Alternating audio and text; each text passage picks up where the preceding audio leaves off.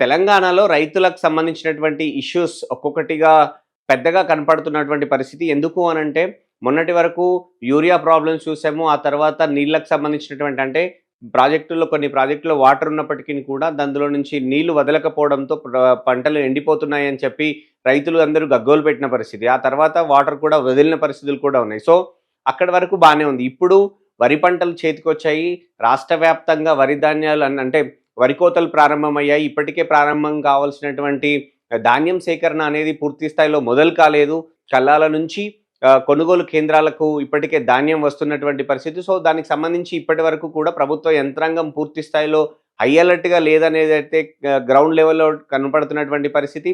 So, దానికి తోడు ఇప్పటికే ఈ వరి ధాన్యం అనేది అంటే కొనుగోలు కేంద్రాలకు, ఐకేపీ కేంద్రాలకు వస్తుంది. గతంలో ఉన్న ఎక్కడైతే మహిళా సంఘాల ద్వారా, ఐకేపీ కేంద్రాల ద్వారా కొనుగోలు చేసిందో ప్రభుత్వం అక్కడికి తీసుకొస్తున్నారు. కానీ పూర్తి స్థాయిలో ఇంకా ప్రొక్యూర్‌మెంట్ అనేది మొదలు కాలేదు. సో, అది ఇబ్బందిగా ఉంది. ఎందుకంటే అకాల వర్షాలు పడతా ఉన్నాయి. ఆ వర్షం వల్ల ధాన్యం తడిసేటువంటి పరిస్థితి. సో, అందరూ కూడా అంటే భయపడుతున్నటువంటి పరిస్థితి. ఎందుకంటే చేతికొచ్చిన పంట కొనుగోలు కేంద్రాలకు వచ్చినటువంటి పంట తడిసిపోతే ఏ రైతు కన్నా కంట నుంచి కన్నీరే వస్తుంది.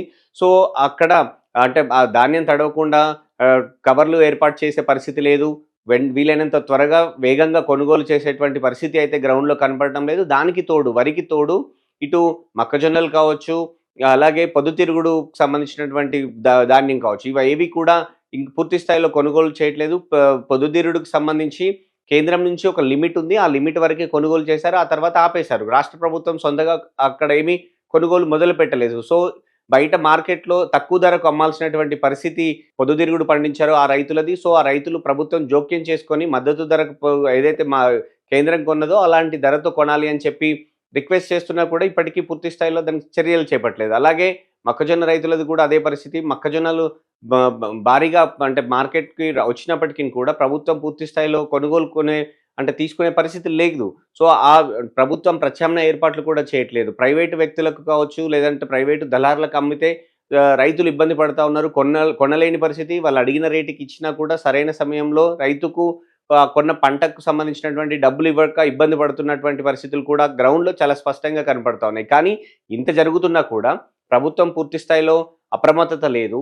సీఎం స్వయంగా ఇప్పటివరకు పూర్తి స్థాయిలో దీనికి సంబంధించినటువంటి సమీక్ష చేయలేదు. రాష్ట్ర వ్యవసాయ శాఖ మంత్రి స్వయంగా రైతుగా ఉన్నటువంటి తుమ్మల నాగేశ్వరరావు కూడా దీనిపై అడపాదడపా సమీక్షలు చేసినటువంటి పరిస్థితి ఉన్నప్పటికీ కూడా గ్రౌండ్‌లో ఇంప్లిమెంటేషన్ అనేదైతే ప్రభుత్వ యంత్రాంగం ఫెయిల్ అయిందనైతే చెప్పుకోవచ్చు. సో, ఇప్పటికిప్పుడు వీలైనంత వేగంగా నిర్ణయం తీసుకొని ఈ పరిస్థితి మారకపోతే రైతుల నుంచి మరోసారి తీవ్రమైనటువంటి వ్యతిరేకత వచ్చే అవకాశం అయితే చాలా స్పష్టంగా కనపడుతోంది.